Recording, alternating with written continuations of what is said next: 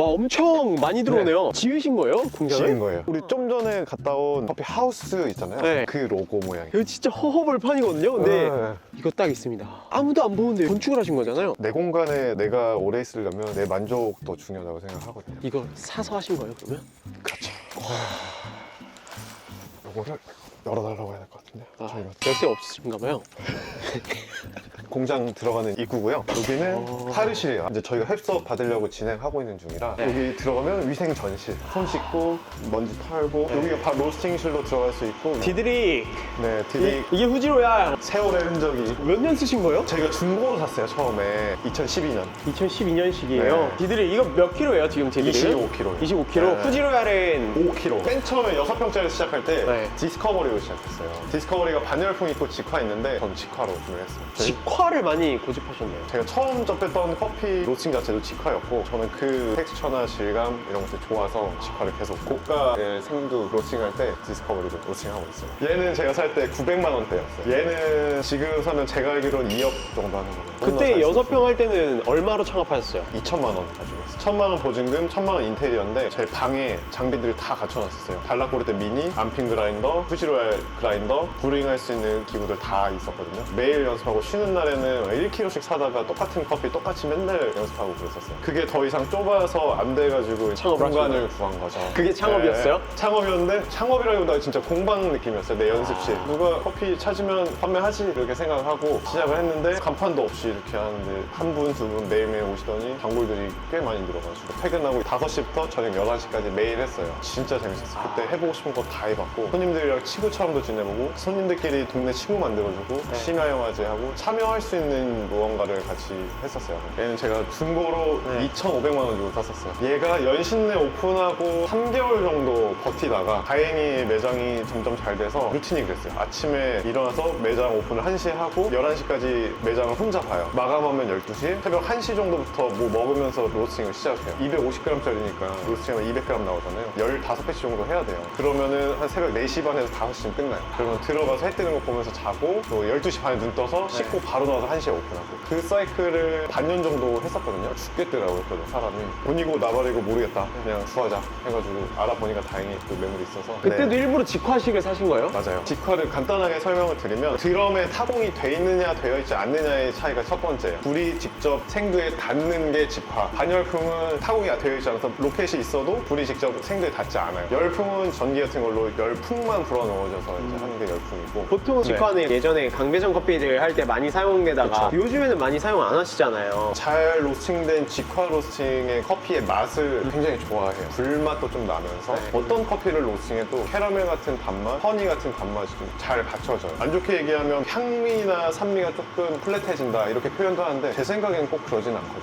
굉장히 많은 연구와 시도와 테스트를 거쳐서 프로파일을 많이 잡아놨기 때문에 직화의 특징을 최대한 살리면서 생두가 가지고 있는 장점은 플랫하게 만들지 않는 그런 거를 노력했던 것 같아요. 그렇게 하면 단맛을 중심으로 한 밸런스를 잡기가 굉장히 좋습니다. 직화 쓰시다가 네. 이번에는 직화로 안 가셨어요. 얘는 반열풍이잖아요. 고민을 되게 많이 했어요. 후지로얄은 아무리 생각해도 용량이 커지면 커질수록 로켓의 열이 콩에 직접 닿을 확률이 떨어지기 때문에 직화의 의미가 크지 않을 수도 있겠다 생각을 했어요. 드럼 내부에 머무는 시간이 길면 결국에 대류열 뜨거운 공기로 익히는 시간이 더 길어질 텐데 그러면 직화의 의미가 크지 않을 수도 있겠다 생각을 했고 또 제가 여행을 다니면서 좋다고 하는 로컬 카페들을 많이 다니는 편인데 여기 내 스타일인데?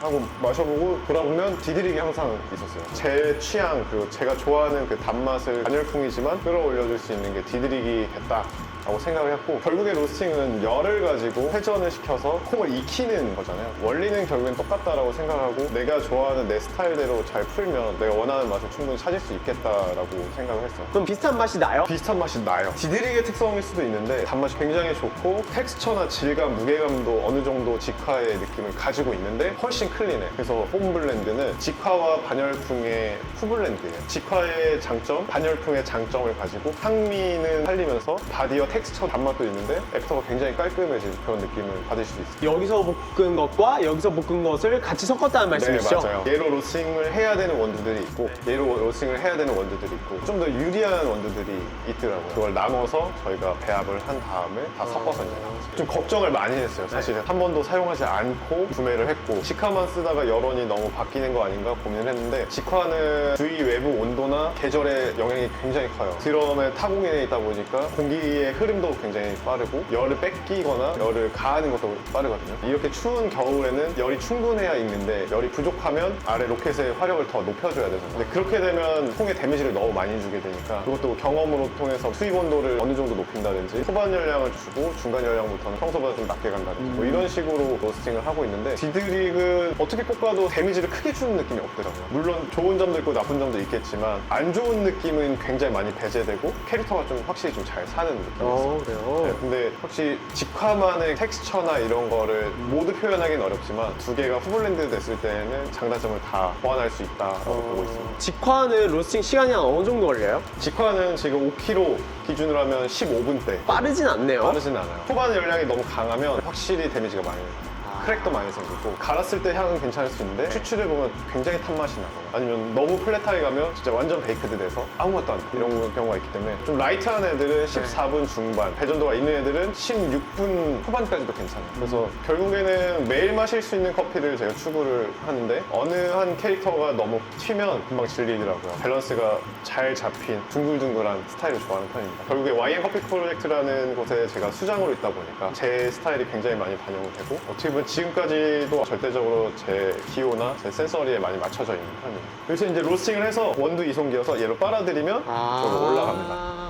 그래서 200g, 뭐 500g, 1kg 이렇게 맞춰놓으면 계량해서 올려놓고 실링해서 내포장을 하고 밖에는 박스 포장하고 외 포장. 이게 잘못 세팅하면은 그람수 적게 들어 당겨가지고 나중에 닦아가지고 다시 해야 돼요. 네. 저희는 그래서 차라리 그냥 여유 있게 넣어요. 부족하지 않게. 더 드리는 거는 괜찮으니까 생두 창고 겸 창고로도 사용하고 있고 여기서는 이제 박스 포장, 외 포장을 하는. 커피 온도랑 이제 박스 네. 포장하는 데는 좀 분리될 수 있게. 네네. 여기는 랩실이에요. 랩실. 커피 하우스 스토어 카드거든요. 네. 공장에서 커피 하우스로 들어간다는 느낌으로. 지금 약간 넣어줘보세요. 저희가 네. 막 테스트도 계속 하고 하느라고. 저희 또 사발면과 저희 컵라면 큰일 납니다. 햇반 이용하려고. 네. 와 여기도 스피커가 이렇게 다 해놓으셨네요. 여기도. 야 여기도 약간 매장 느낌을 살려놨네. 제가 맨 처음에 6평짜리를 시작했다고 했잖아요. 네. 거기를 완전 오마주를 했어요. 그래서 만들 때 들어오는 입구의 문 위치, 창문 사이즈, 비율을 다 그때의 비율로 다 만들었거든요. 이 테이블도 실제 거기서 사용하던 거를 그대로 옮겨온 거예요. 아 이 테이블도요? 네. 이거 딱 하나 놓으셨구나. 사람들 다 둘러앉고 똑같이 이렇게 가운데 서서 사람들한테 내어주고 커피 이야기하고 이렇게 많은 분들이 심야 식당 갔다고 이렇게 해주셨었는데 진짜 그런 분위기였어요. 선반이나 이런 것도 다 그대로 띄어와서 6평에서 시작해서 여기 공장이 지금 몇 평이에요? 건물은 55평이고요. 대지는 280평. 여기까지 오는데 그러면 얼마나 걸리신 거예요? 커피를 처음 접하게 된 게 딱 10년 전이에요. 그때 아르바이트부터 시작해서 방에다 다 모으기 시작하고 10년 정도 걸려요. 매장을 오픈한 거는 7년 반 정도 됐네요. 근데 후블렌딩 하면은 시간이 많이 걸리잖아요. 오래 요즘엔 거의 다 생두를 섞어서 할 때 하나하나씩 로스팅해서 뒤에 섞으면은 너무 네. 비효율적이니까 네. 보통 한 번에 생두 상태에서 섞어서 로스팅을 하시잖아요. 근데 왜 아직도 후블렌딩을 고수하시는 거예요? 제가 생각하고 제가 이해하고 있는 블렌드는 과거에는 안 좋은 거를 보완하기 위한 블렌드들이 많았을 수도 있어요. 근데 지금 제가 생각하는 최고의 블렌드는 좋은 영역들을 서로 시너지를 낼 수 있는 거라고 생각하거든요. 메인인 홈 시그니처 블렌드에 4가지 원두가 들어가는데 추출되는 범위를 하나씩 맡고 있어요. 근데 그거를 같이 넣어서 같은 배전도에 같이 로스팅을 하면 발현이 잘 안 되더라고요. 적재적소에 이런 느낌, 이런 맛, 이런 향, 이런 텍스처를 줘야 되는데 그게 같이 되면 다 비슷해지는 느낌이 들어요. 좀 힘들고 불편하지만 꼭 이 맛이 최고의 맛이라고 할 수는 없지만 제가 좋아하고 기호에 꼭 맞는 맛을 표현하기 위해서 후블렌드를 선택을 했고 후블렌드가 무조건 좋은 건 아니에요. 추출이 어려울 수도 있어요. 배전도가 같은 원두들은 밀도라든지 배전도도 고르기 때문에 추출에 있어서 일정한 부분이 있을 수 있어요. 하지만 후블렌드를 하면 아무리 잘 섞어도 약간의 차이는 있을 수 있거든요. 근데 이 커피를 친해지고 친숙해져서 추출을 잘하면 직화지만 다채롭고 플레이버가 좋은 어느 한 원두는 산미를 당담해주게 어느 한 원두는 향미를 좀 더 부각시키고 어느 한 원두는 텍스처나 바디를 좀 맡아서 할 수 있는 거를 해서 가장 적절한 비율을 만들거든요. 그렇게 만들어가는 과정이 되게 어쩔 땐 고통스럽고 좀 귀찮기도 하고 손도 많이 가고 하긴 하는데 제가 제 커피를 좋아하고 즐겨 마실 수 있어야 아니라 다른 분들도 즐겨 드셔 주실 거라고 저는 믿고 있기 때문에 제가 제 커피 앞에서 좀 부끄럽지 않게 많이 노력을 하고 있습니다. 그래서 후블렌드를 아직도 좀 고집하고 있어요. 후블렌드를 하고 계시는 다른 로스터분들 화이팅입니다. 저는 커피를 처음에 시작한 이유가 내가 좋아하는 거를 하면서 내가 좋아하는 걸 좋아해 주는 사람이 오면 그 사람들하고 같이 좋아하면서 지내야겠다 이렇게 생각을 해서 커피를 시작했는데 너무 물질을 쫓는다기보다 내가 좋아하는 거를 지속하기 위해서 노력하고 내가 좋아하는 거에 푹 빠져서 했을 때 더 많이 시너지가 났던 것 같아요. 그렇게 하다 보면 기회가 또 오고 한 가지 말씀드리고 싶은 거는 창업을 하는데 비용이 어느 정도 들어야 되냐 많이들 물어봐요. 근데 저는 최소화해서 작게 시작하고 만약에 자기 본업이 있거나 다른 일이 있다면 그걸 유지하면서 같이 병행한 제가 그렇게 했기 때문에 그럴 수 있는데 그것도 나쁘지 않다고 생각해요. 처음에 커피를 할 때 제가 그렇게 했던 이유는 너무너무 힘들지만 커피에 질리고 싶지가 않았어요. 커피를 하는데 예를 들어서 경제적으로 부족하거나 커피만 했을 때 오는 매너리즘이 있을 수 있고 그런 것들을 최대한 피하고 싶었고 충분히 좋아서만 할 수 있는 트레이닝을 좀 했던 것 같아요. 저는 돈을 많이 벌고 싶다기보다 커피를 앞으로도 계속 하고 싶은 생각이 너무 커요. 어떻게 하면 앞으로 커피를 계속 할 수 있을까를 고민하면 진보를 해야 도태가 안 되더라고요. 진보하기 위해 새로운 거 항상 고민하고 새로운 시도하고 그런 마인드라면 좋지 않을까 생각합니다. 좋아서 하시는 분들은 정말 저희 거래처 대표님들도 보면 다 잘 되시더라고요. 커피를 하고 있는 제 모습이 그리고 커피를 하는 것 자체가 너무 재밌어요. 행복합니다.